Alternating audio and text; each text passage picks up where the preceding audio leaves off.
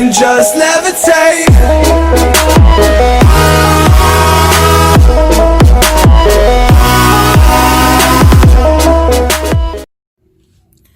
Hello guys, so ito na yung lesson 1 sa ating trigonometry. So let's have angles. So ang pag-uusapan natin is all about angles ngayon. So magko-convert din tayo ng degree to DMS, DMS to degree, tapos pi or radian to degree, then degree to radian. Ayun yung mga gagawin natin dito sa video na to. Okay, so let's have definition of terms. So number 1, so a line can be defined as a straight one-dimensional figure that has no thickness and extend endlessly in both direction. So ulit ko, ayun si line. So ngayon, paano natin i-drawing si line? So let's say ito yung una. So merong arrowhead.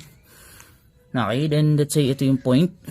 Let's say may point dyan. So point A, point B. So yan ay line. Yan ay line AB or line BA. So, i-extend. So, it has no thickness. One dimension siya. Tapos, may mga points somewhere dyan. Tapos, hindi ko sinasabi lagi si line can be draw as horizontal. So, it can be draw as vertically or diagonally or whatever you take. So, for example, nag-draw pa ako ng iba. So, ready ko na rin yung iba. So, another line is, let's say ito. Let's say ito yung point C. So pwede yan, isang point lang nakalagay. Another line is, for example, ganito.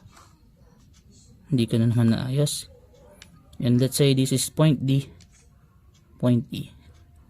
Another line is ganyan. So let's say ito ay point F. Okay, so ganyan si line. So si line, wala tayong define kahit saan siya, basta straight line. Tandaan na, straight line. So sa drawing ng sir, hindi lang mukhang straight, pero dapat straight line. So pag dinefine mo si line, ganyan yung kanyang definition. Okay, next is the portion of a line between A and B. So ito yung reference ko.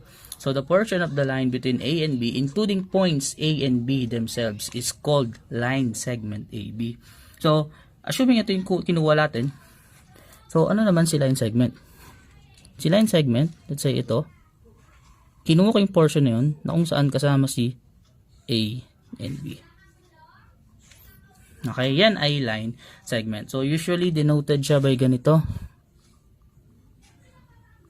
That is line segment AB or line segment BA. Pwede rin naman siya. Or pwede rin line segment or line segment BA. So hindi naman sinabi dapat dito i-start yung base. So pwede nga doon. Okay, so ayan naman si line segment. Galing lang siya kay line. So, a portion of the line between A and B, including points A and B. Tandaan yan ha. So, yung mga points dyan, yung A and B points pa yung tawag dyan. Okay, next, the portion of line AB that start at A and continues through B and on past B is called ray AB. So, ano naman si ray? Ano siya pinagkaiba niya kay line segment? So, sabi na, the portion of the line AB that start with A, so start with A and continues through B and on past B is called ray AB. So assuming dito ito yung base natin sa taas na to. Okay, so kinuha ko si point A, tapos in-extend dito.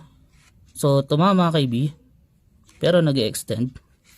Okay, and that is what we call ray AB. So what is ray AB? So ito yung kanyang notation. Ganyan. Yan ay ray AB. So, a portion of the line, doon pa rin yung kanyang base. So, dito naman, extend, tuloy-tuloy pa rin yan. Ibig sabihin, tuloy-tuloy lang. Ibig sabihin yung arrow na papunta doon sa, from the right. Papunta sa right. Okay? So, ayun yung pinagkaiba ng tatlo. Si line, si segment, then si ray. Okay, ngayon. So, bakit dinefine ni sir yan? Importante kasi yan dito sa susunod natin na definition. So, which is yung topic talaga natin. So, okay, angle. Angle is the union of two rays with common endpoint. Another definition, it is formed by rotating a ray around its endpoint. So, kung napansin mo, dalawa yung definition. Ngayon, unahin ko yung una, union of two rays with common endpoint. So, let's say ito yung una. Let's say ito yung common endpoint, let's say O. Okay, let's say gumawa si sir dito ng ganyan. So, let's say may point dito. Let's say B. Then, gumuhit pa si sir dito sa kabila. Okay, then this is point A.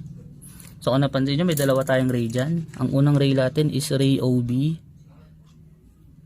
Okay, then yung pangalawang ray is ray OA. Okay, ngayon kung napansin mo, sila ay dalawang ray na kung saan may common endpoint, which is si O. Okay, in this case naman, sa ray na to, ito yung kanyang angle. Okay, usually yung angle is nini-name as theta. So ito yung word na Greek letter or Greek word na theta. Read as theta o theta. Okay, so ayan yung unang definition. A union of two rays with common endpoints. Dalawang ray, tapos may angle sa gitna. Okay, so we can read as angle ito to. Pwede natin basahin to as angle. Ito yung basa, angle B OA or angle A OB. Pag kino-consider mo yung mga points o yung mga vertices. Pero kung gusto mo yung point lang, angle O, pwede yan. Or yung mismo si theta. Okay, so pag letter yung pinagbabasihan mo, lagay mo yung angle, yung ganyan. Angle O o angle O.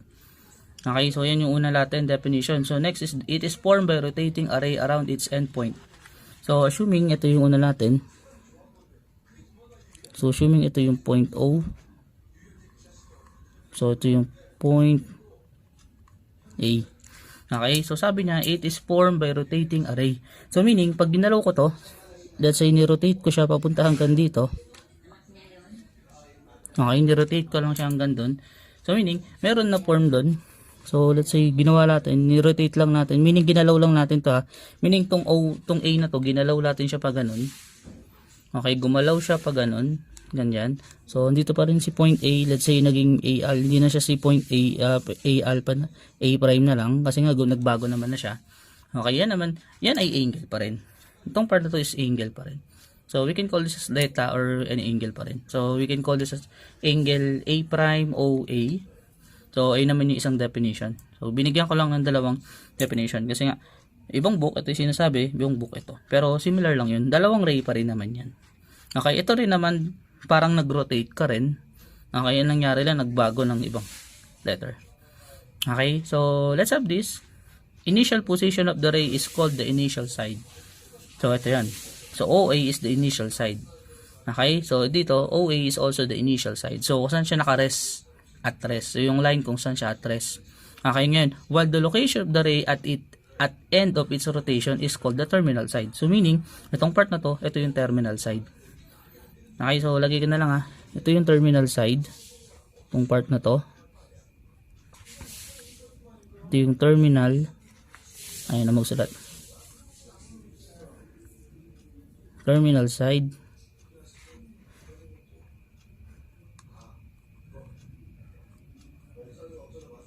Wala na yata ang tinta to. Okay, so ayan yung terminal side. Ito yung ating initial side. So ito yung initial side. So tandaan din yung mga term na or initial position. Tandaan yung mga term. So dito rin ito yung initial position, ito yung initial terminal side. So napaka-importante dito sa subject na yan. So next natin is note, if the rotation of an angle is counterclockwise, the angle is positive. If the rotation is clockwise, the angle is negative. So ito kino-consider din yung rotation. So dapat naiintindihan din natin. So let's say meron tayo ditong ray or something dyan. So let's say ito yung O, ito yung A. Okay, so una, for example, ni-rotate ko siya as counterclockwise. Ni-rotate ko siya hanggang dyan. Okay, so meaning makaka-form ako dyan hanggang dito. So yung angle dyan is positive. So hindi ko pa sinasabi ano yung klaseng angle na yan. Okay, next is if I have this. So let's say ito ay point O, ito ay point B. Okay, ngayon if yung rotation niya is clockwise naman, so meaning yung clockwise direction. So let's say ito, punta doon. Okay, then that is a negative angle. So sorry, hindi pumapantay. Okay, so that is a negative angle. So tandaan mo lang, if the rotation is counterclockwise, that is positive. If clockwise, that is negative. angle. Okay, so ayun yung mga about sa angle. Ngayon naman, pag-usapan natin ng types of angle. So ito, nag-move tapos nawala yung iba, pero lagay ko na lang mamaya. So ito yung type of angle nandito. Ito yung angle measure, tapos dito yung illustration or example. Dito ko nang lalagay. So let's start with number 1, the acute angle. So what is acute angle? Let's say ito yung theta. Let's say in theta yung angle natin. So acute angle, so it is usually in between 0 degree. This is theta less than 90 degree. So alam mo ibig sabihin ng less than yan, meaning hindi ako 0, hindi ako 90. So basta in between 0 to 90 ako. So meaning pwede akong 1, pwedeng 0.01, okay, pwedeng 89.999 degree or degrees, ando dun pa rin yun. So acute angle pa rin siya. So example na ito. So ito na lang, in terms of drawing. Sample, itong side na to, ito. So let's say siya ay 55 degrees. Okay, another example. Almost ganyan. So almost na 90 degrees. So this is for example 78 degrees. Okay, so hindi ko sinabi magkapareha siya na. Hindi, ito rin yung mahirap dito pag nagde-drawing, hindi ko matansya rin. Okay, next is number 2 is the right angle.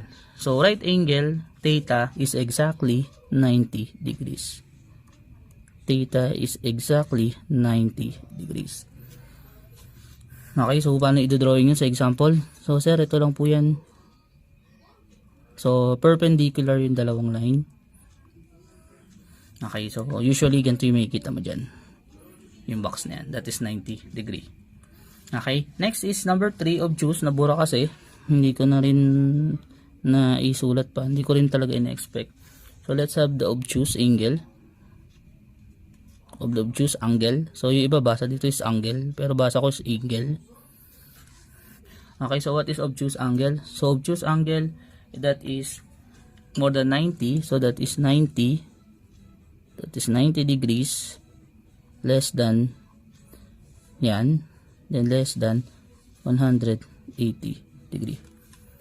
Okay, so meaning in between 90 to ano siya. So paano yung drawing niya? Ito yung magiging drawing niya. So for example, ito ulit initial side. So ito na yung lalagpas niya. So let's say ito ay 148 degrees. Okay, so usually lalagpas na dapat doon sa 90 degree. Okay, so assuming gawa tayo ng konti, ilagpas konti sa 90 degree. Yan. So let's say ito ay 91 degree or degrees. Yan yung mga drawing niya. Okay, next is number 4. So it is number 4. Sabi ko lang, mawala kasi talaga. Number 4 is the straight angle. So kung meron ka 90 degrees, meron dito eksakto sa 180 degrees. So this is the straight angle. Or straight angle. So straight angle is simply this is 180 degrees. So by the way, unique yung illustration nitong right angle. Ito lang talaga yan. So hindi mo pwede sir, baliktarin ko. Hindi, ganyan na talaga yung tsura niyan. Lalo pag nandun tayo sa Cartesian plane. Tapos ano yung tsura nito? Straight angle naman. Straight angle dahil 180 degree. Ito is just straight line. Okay, assuming ito yung point, gumalaw siya ng ganyan. Okay, that is 180 degree.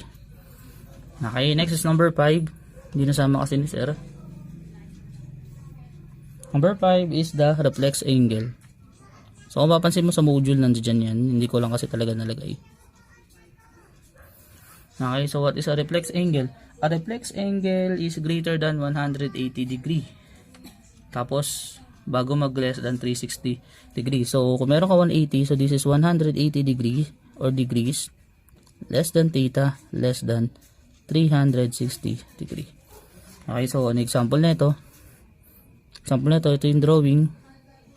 Lagpas natin konti yan. So let's say ito ay 245 degrees. Okay, so ganyan. So another example, let's say ganito. So yung ikot is ganyan. So let's say that is 315 degrees. Okay, yan ay reflex angle. Basta 181 o 180.1, automatic tayo dun, reflex angle siya. Okay, ngayon, meron pa susunod dyan na time. Siyempre, in-expect mo, sir, ano naman po pag si 360 mismo. Okay, so proceed pa tayo. Okay, so let's have number 6. So, the sixth type or the last type of angle is what we call the perigon. So, what is perigon? Perigon is theta is exactly 360 degree or a complete revolution. So, let's say ito yung drawing. Ito yung point. Ito yung arrow. Umikot siya o nag-rotate siya ng isang complete revolution. Siya ay perigon. Tandaan. So, ngayon, sir, possible po ba pag negative angle? By the way, di ko nasabi to, no? So, dito kasi, anong nangyayari? Kunyari yan, counterclockwise direction, yung angle positive. Pero for example, ito, tulad nito, clockwise direction. Ang angle yan, let's say that is 78, lagpas 90, no? Kalahati. So, let's say, kunyari ito, binigay ni sir, ganito. Kunyari lang, tapos ganyan. Tapos yung rotation ganyan. So that is negative 90 degrees. Kasi nga alam natin perpendicular. Kasi nga clockwise yung direction. So pag ganyan, negative agad yung angle na ilalagay ko. So ngayon, baka kasi matanong mo, sir, si perigon ba? Perigon po ba natin makukonsider si negative 360? No. So yung mga types of angle na yan is exclusive for positive angle lang. Okay, so positive angle siya. Ayun yung mga ating type. So ngayon, baka hinahanap mo, sir, ano pong tawag naman pag 0 degree, pag 90 degree, tapos 180 degree, 270. Kung napansin mo, hindi natin nasama doon. Although si 270 nandoon siya, doon sa isa, sa tawag doon, sa ating reflex angle. I mean, pero kung papansin mo, no, wala sila 90 degree, may common type, pero may tawag pa talaga sa kanila talaga, actually. Okay, so start muna tayo dito. Ito yung units of measure. So, yung angle o yung theta ay mini-measure natin in two ways. So, una is in degree. Ito yung mas common. Ito yung mas laging napapansin nyo. Pangalawa is in radian. So, in radian is in terms of pi. In degree, in terms, ito yung 90 degrees, 60 degrees. So, example ko lang. Sa degree. So, possible ito yan. Kunyari, 28 degrees. Another 21.33 degrees. Nakailan sa pag-radian, ito yan. Kunyari, 2 pi. So, kunyari, 3 pi over 2. So, usually, fraction or whole number, tapos may attached na pi, ay naman pag radian. Okay, ngayon, ang pag-aaral natin is paano naman i-convert, or yung conversion, ni degree to radian, tapos vice versa, yung radian to degree. Okay, so, kung gusto mo mag-convert ng degree to radian, ito lang yung gagawin. Yung angle, mumultiply ko sa pi over 180 degrees. Lagi lang. So, in terms of angle, imumultiply lang natin siya sa pi over 180 degree. Then, after may multiply, isimplify mo lang. Meaning, kung pwedeng isimplify mo. Kung hindi, ay na as if. Okay, so for example, so convert 70 degrees and 45 degrees to radian measure. So, start ako ka 70 degrees. So, si 70 degrees, imumultiply ko lang kay pi over 180 degree. And that is equal sa 70 degree pi over 180 degree. Okay, so i-lowest term lang natin yan sa 70 over 180. So, divisible lahat yan by 10. Tama? So, pag na-lowest term mo na, kunyari na-lowest term mo, example, na-lowest term na. So, kunyari na-lowest term ko. So, kung na-lowest term ko na, that is 7 pi over 18. Ngayon, ito yung tanong. Sir, what if hindi ko po ma-lowest term? Tanggalin mo na lang yung degree sa taas since kino-convert natin siya sa radian measure. Okay, so therefore, 70 degrees ay equivalent sa 7 pi over 18. Okay, ganun siya kasimple. Next is si 45 degree. Ano naman si 45 degree? So, si 45 degree, ito yun. Si 45 degrees, imumultiply lang natin kay pi over 180 degrees. So, this is equal sa 45 degrees over 180 degrees pi. So, ano simplify nito? So, that is one part I think. Kasi may apat na 45 sa 180. So, that is simply pi over 4. Okay, so ganun siya kasimple mag-convert. So, pag degree to radian, multiply mo lang sa pi over 180. Wag na wag mong kakalimutan yan. Okay? Next is what if naman kung radian to degree yung gagawin natin? Excuse me. Okay, so sir, ano naman po gagawin? Let's say y, sinad ko naman na y. So si y in terms of pi, so meron yung pi na naka-attach. Ngayon yung pi, wag mo pakialaman, sir, 3.14 something siya, hindi muna, sa pi, ayun lang muna siya. Okay, so para siyang constant na nakadikit lang dun sa ating mga number. So ano naman pag radian to degree, balik tayo. So sabi, that is y, in terms of radian, times 180 degree over pi. So kung napansin mo, no, sir, binaliktad lang. Yes, binaliktad lang. Okay, dito naman, mawawala si pi, magkakaroon ng degree, babalik mo sa degree. So for example, convert 2 pi over 3 and 5 pi over 6 to degree measure. Okay, so let's have that. So then, so we have 2 pi over 3. I-multiply natin by 180 degrees over pi. Okay, kung napansin mo, makakancel yung pi dyan. Tama? So that is 2 times 180, that is 360 degrees over 3, which is equal sa 120 degrees. Yun na siya, kasimple. Next, solve natin si 5 pi. So what if naman si 5 pi? Si 5 pi over 6, i-multiply kay 180 degrees over pi. So ganun ulit, cancel si pi. So 5 times 180, so pwede naman simplify mo na dito, no? 180 divided by 60, that is 30. So parang mangyari, this is 5 times 30 degrees, which is equal sa 150 degrees. Yan yung kanyang equivalent. Tama ba? Check ko lang din. So that is 5 times 180 divided by 6, that is 150 degrees. Okay, so therefore ito yung kanyang sagot. So napakadali lang mag-convert ng radian to degree, or degree to radian. Napakasimple lang. Ngayon, may another tayong conversion. So number 3, what if i-convert naman natin si decimal? So ano yung ibig sabihin ng decimal? So napansin mo, ang mga pwede sa degree to radian, yung mga whole number, yung mga walang decimal. Dito, yung mga may fraction. So bawal, wala kasi, hindi ko naman sinasabing wala, pero napaka-rare na makakita ka na 2.5, 2.3 pi, kasi ko-convert mo into degree, mahirap, kasi naka-fraction na nga eh. Or naka-decimal, tapos gagawin mo, pa-fraction. So parang ang tedious or something na parang ang sarcastic nung pagsasolve. Okay, so dito, ang gagawin natin, so ayun yung mga decimal. Ano yung decimal? Ito yung mga 20 point, sabi ko nga sa example ko kanina, ayun, 21.33 degrees. Ayun yung mga decimal degree. Okay, so meaning naka-decimal in form sila. So ito, yung DMS, that is degrees, minutes, and second, or seconds. Okay, so ito yung mga conversion unit natin dyan. So sabi, for every 1 minute, there is 1 over 60 degree. Or simply, 60 minute is to 1 degree. So ulitin ko lang for every 1 minute, meron akong 1 over 60 degree. Okay, hindi degrees, degree lang yan kasi fraction lang. Or 60 minutes per 1 degree. So imagine mo, per every 1 degree, there is 60 minutes. Pero hindi literal na oras to ha. Okay, so next is, for every 1 second, so nakalimutan lagi ni sir ng ganyan, or nawala na rin nag-print. So ito yung 1 second. In every 1 second, there is 1 over 60 minute, or 1 over 3,600 degrees. So it's either sa mga dalawang yan. Or simply, 60 seconds is equal to 1 minute. Tama naman. So sa oras, no, in 1 minute there are 60 seconds. Pero ito yun, in 1 minute there are 1 over 3,600 degree. 1 over 3,600 degree. Ganun siya kaliit dito. Okay, so ngayon, convert natin vice versa. From decimal to DMS, tas DMS to decimal. Para mas maintindihan nyo. So, start muna tayo dito. Example. Tapos, lagay na ako ng calcu para makita nyo rin. Okay, so convert 74 degrees, 28 minute, 15 seconds to decimal degree.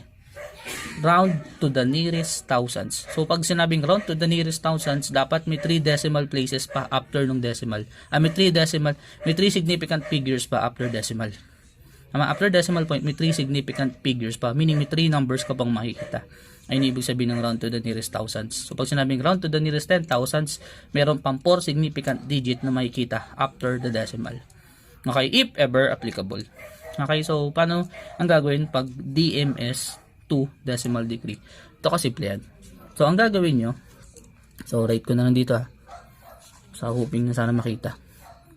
So this is 74 degree, 28 minutes, 15 seconds. Ito lang kasimple. Ilalagay ko yung 74 degree.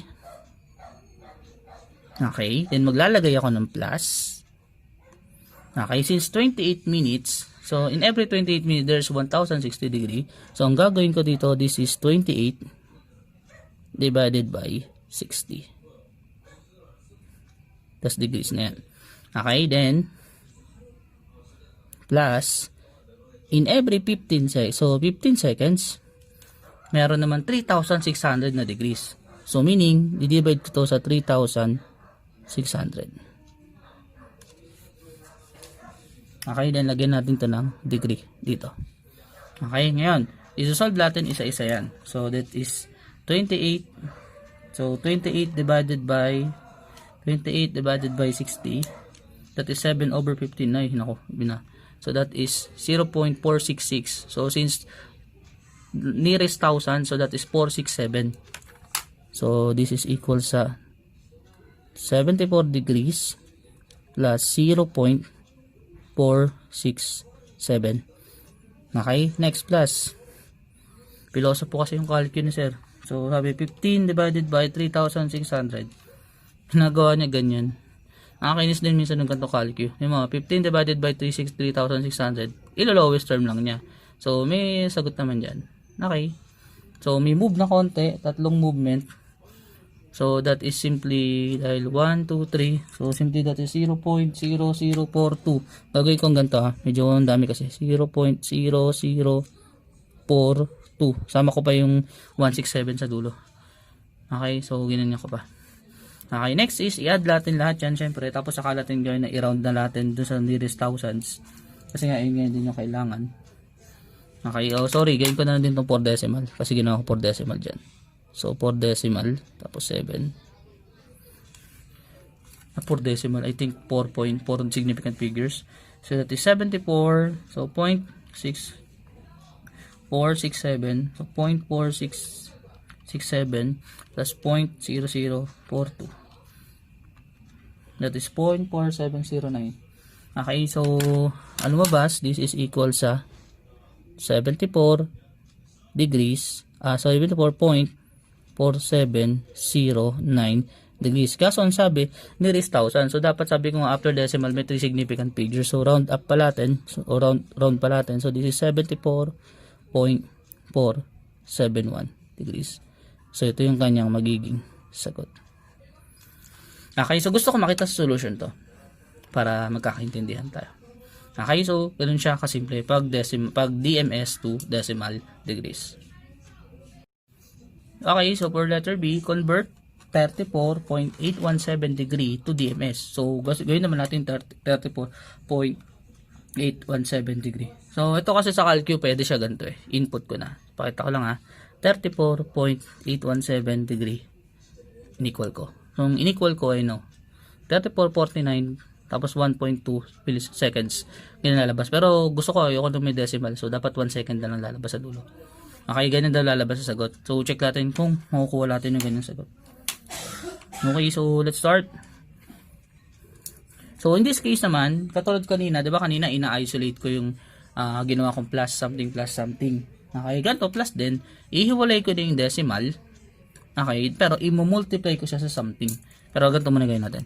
So, pakita ko lang ha. So this is 34.817 degree or degrees. This is equal sa 34 degrees plus 0.817 degrees. Okay, ngayon, since minute yung pag-uusapan ko muna, so i-multiply ko muna siya sa 60 minute. So ito yung sunod. So this is 34 degrees plus 0.817 multiplied by 60 minute. Okay, so ikakalculate na siya yan. So ayun, calculate, may 0.817 times 60. Wala na 60 minutes, basta 60 lang. 60 lang naman yung ano natin. Ay, naku, piloso po talagang calculate. That is 49.02. Okay, so that is simply equal sa, that is 34 degrees plus 49.02 minute. Ayan. Katulad nangyari kanina, yung minute naman, ihiwalay natin. Gagawin natin seconds yan. Okay? So, this is equal sa 34 degrees plus 49 minute na lang plus 0.02 minute pa rin. Okay, kasi minute na, hindi na degree yan. Okay, ngayon, yan, i-multiply ulit natin. So, in every minute, ilang seconds ang meron? 60, sir. So, i-multiply ko naman siya next sa 60. So, this is equal sa 34 degrees plus 49 minute plus 0.02 minute times 60 seconds. Okay, so multiply ulit natin. That is 0.02 times 60. Ayun, 1.2. Ayun ngayon kanina, 1.2. Pero gusto ko nga, round na natin siya. Tanggalin na natin 1.2 na yan. So, this is equal sa 34 degrees plus 49 minute plus 1.2 seconds. Ngayon, tatanggalin ko yan. Hindi ko na, i-round ko na lang yan. So, to the nearest ones or tens. Okay? So, that matanggal na lang siya. So, this is simply equal sa 34 degrees. Tanggalin mo na yung plus. 49 minutes. Then, 1 second. Or 0.1 second. Okay, so therefore, ito yung kanyang equivalent in DMS. So, sana mapansin nyo yung process na ginawa siya. Napakadali lang naman yan. Nag-multiply ka lang naman. Okay, next is we have the rectangular coordinate plane. Alam nyo naman yung rectangular coordinate plane, yung ating Cartesian plane. Aware na kayo doon sa analytic geometry nyo. So, gusto ko lang makita nyo yung angle in each quadrant. So, ito-drawing ko na rin syempre yung Cartesian plane. Hoping na ma-appreciate nyo. So, yung Cartesian plane, sabi nga nung analytic geometry, ito ay ito ay intersection ng vertical and horizontal line. Okay, so let's say ito yan. So, aware kayo, ito yung x-axis. Ito yung y-axis. Okay, so aware din naman tayo na ito yung quadrant 1. Okay, sa quadrant 1, ang sign natin is positive. Okay, sa quadrant 2, ang sign natin is ito ay negative, positive. Sa quadrant 3, ito ay negative, negative. Sa quadrant 4, ito ay positive, negative. Tama. Ngayon, meron nakalagay dito, angle in each quadrant. So, sa quadrant 1, ano yung theta? Let's say theta, ulit yung pag-uusapan natin na angle. So, in quadrant 1, ano yung angle? So, this is in between 0 to theta, tapos 90 degrees. So, hindi ulit kasama si 90 degrees. Quadrant 2, this is in between 90 degrees less than theta less than 180 degrees. Next is the quadrant 3. So ito ay 180 degrees, in between siya sa 270 degrees. Okay, next sa quadrant 4. So this is 270 degrees less than theta less than 360 degrees.